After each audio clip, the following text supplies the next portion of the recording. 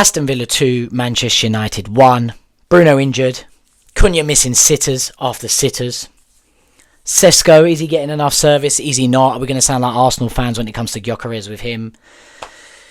Euro caught sleeping multiple times. I want to touch base on him. I want to touch base on Mainu too and him together.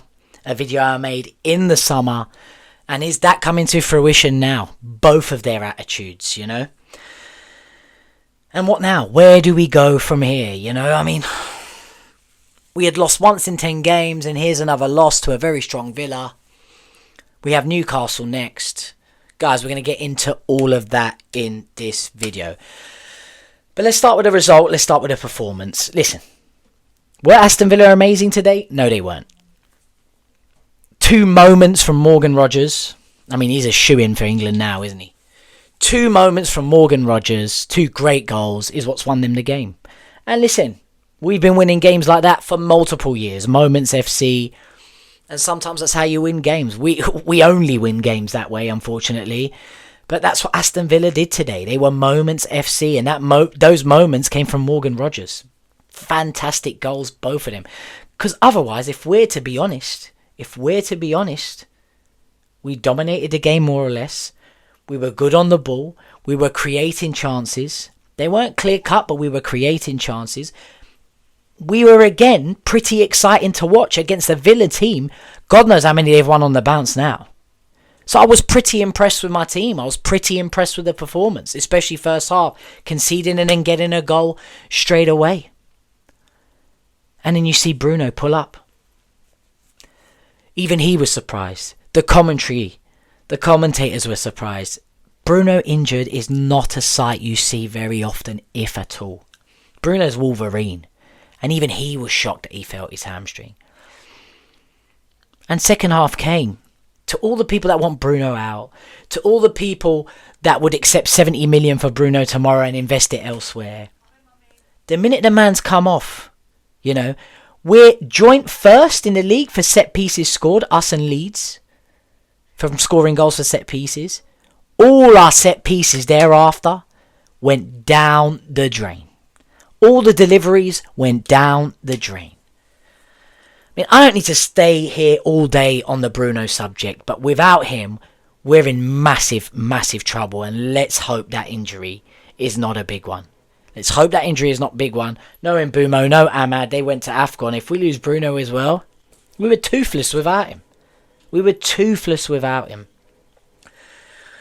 Cunha trying to do things alone, trying to do things. I don't even know how to explain Cunha. You know, he's passionate. He wants to do well for the club. You can see that. When Morgan Rogers scored that goal, I text straight into one of the group chats, and I said, "That's what we need from Cunha. That's the type of goal we need from Cunha." That first chance that he had where it fell to him and he tried to slip it bottom corner. They showed that ref cam behind it. Should have been a goal. And he has a lot of these chances that he fluffs. He has a lot of these chances that he just doesn't put away. And in fair play, got half a chance with good pressure from our team. We were good at that today. And he slotted it. Great goal. But second half, he misses that sitter, that header that would have made it 2-2. There was a chance he was running in on goal, basically. Well, we had a few defenders there, and he could have just played it earlier to Lacey, and he didn't play. He's trying to do things alone. Cunha needs to improve. He does need to improve. He's passionate. He's got all the attributes. But again, all you Bruno haters, you cannot buy end product. You cannot buy the assists, the chance creation. You cannot buy it. 70 million is not going to give you even a quarter of it. And everyone's saying Bruno's 30, 31, you know, he's done. He's not fucking done, man. He's still got 2-3 years left of Bruno. Maybe this is the start of him getting injured and stuff like that. We don't want to see it. But, you know, you buy players like Cunha, who are great players, but their end product is just not there. We've been spoilt by Bruno's end product. Sesko, he had that chance in the first half. Martinez did well, he came out, but Sesko's not really involved in the game at all. And you hear the narrative behind Gyökeres. You've got to make chances for yourself. You've got to get involved more. You know, top strikers find a way. Do we have the same energy for Sesko? I don't think we do.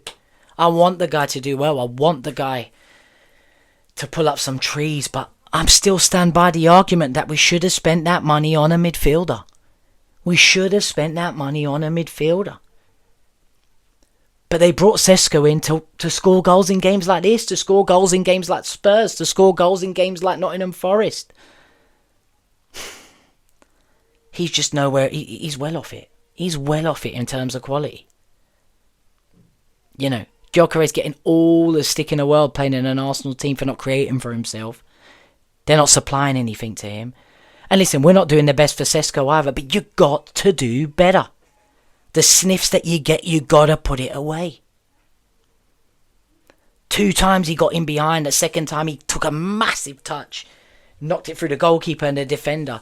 I don't know, leave a trailing leg and win a penalty. Be a bit smarter. Or if you think you could get round the goalkeeper, don't take a massive... Oh, I don't know, guys. I don't know. It's tough. It's tough.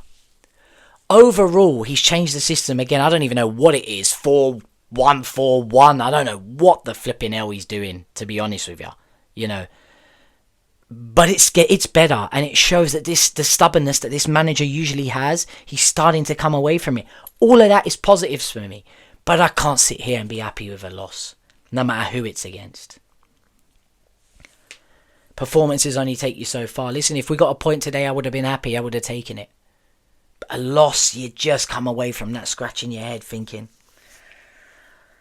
as much as I feel like we're improving, as much as I'm happy with the manager changing things, as much as I'm happy with some certain link-up plays and certain attacking phases, this can't continue. We can't continue in mediocre land. We have to kick on from here. You're at fault for a lot of the goals. Just off it. Just completely off it. Heaven saved him a few times today. And I made a video in the summer with Yoro and Mainu, you know, partying hard. Well, that may be harsh, but posting stuff on Instagram with big chains, big shopping and all this stuff after we had a shocking season. And I made the point that you shouldn't be putting this out there. You shouldn't be showing this.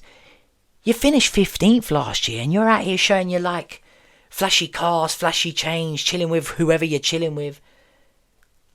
They're young, but you now see Yoro's performances this year and you think, should you have been focusing a little bit more on your fitness, mate? Should you have been focusing a bit more on your football? Mainu, Amorim's got a lot of stick from not playing him, not giving him chances. But then you see his brother wearing this t-shirt. You hear that Mainu knew about that t-shirt. You start thinking about the video I made in the summer in regards to Mainu, like out there posting stuff on Instagram. Does Amorim think he's part of the bomb squad? Has Amorim thought he was part of the bomb squad the whole time? The Rashfords, the Garnachos, the Sanchos. Has Amorim put him in that bracket the whole time, but struggled to get rid of all of those guys, including Mainu? That's what it's starting to look like for me. That Mainu's been part of the bomb squad the whole time. If he knew that his brother was going to wear that t-shirt, that's showing signs of a Garnacho wearing an Aston Villa top. That's showing signs of a Sancho throwing his toys out of his pram. That's showing signs of the bomb squad, to me. And I want Mainu to do well. I want Mainu to be a good Man United player. But I stick by it. In this Amorim system, and maybe now he's changed it a bit, he would fit in a bit more. Mainu just doesn't suit it. Mainu just doesn't suit it. He's good at intricate play. I've said this a million times. Short passes, 1-2s, moving the ball forward. But that's not what we need. However, I've made another video a few weeks ago, if not a few months ago. Let's try Lisandro Martinez in midfield. You watched that game. I've been saying it all along. This guy is good on the ball. This guy plays great forward passes. He's tenacious. He's fast across the ground. He's not slow. He makes great tackles. He knows how to retrieve the ball back. I thought he had a great 15-20 minutes in that role. I've said that is the answer the whole time. Him and Bruno in midfield. He came on to replace Bruno because he was injured. He put in a fantastic performance. I've been getting laughed at. The gaff subscribers here on the Football Terrace telling me Martinez would not work. Listen, it was only 20-25 minutes he was in that role, but he was fantastic. Playing the ball forward, winning the ball back, playing the right pass, playing between the lines. It's exactly what we need in that role. So huge positive there. Newcastle next on Boxing Day. The Newcastle that played Chelsea in the first half will be in trouble. The Newcastle that played Chelsea in the second half, we've got a chance. But we can't lose that. We can't lose that. Otherwise, all this positivity, all these performances that have improved, it will all be for nothing. Because at the end of the day, I can't accept loss after loss. You know, that Bournemouth performance now, you look at it 4-4, I was happy with it. I was happy with the attacking play. I felt good about it. But when you follow that up with a loss, fine, it was Aston Villa. If that follows up with another loss against Newcastle, you start to think, oh my God, Amorim. I know these are teams, when you look at our season, we should be losing against, right? We're not that great. But you're just hoping for improvements. You're hoping this attacking football will yield some results. It's a tough watch when you see Victor Lindelof in an Aston Villa centre-back role. And they're 3 points off top with Victor Lindelof as centre-back. What is going on at Manchester United? It just seems like a poison chalice. Guys, I don't even know what I've said in this match reaction. I don't know where I'm at with it anymore, to be honest. A lot of positives from today. But how can you be positive when you're losers? You know? I always wear my heart on my sleeve. I always say it how it is. We kick on to Newcastle.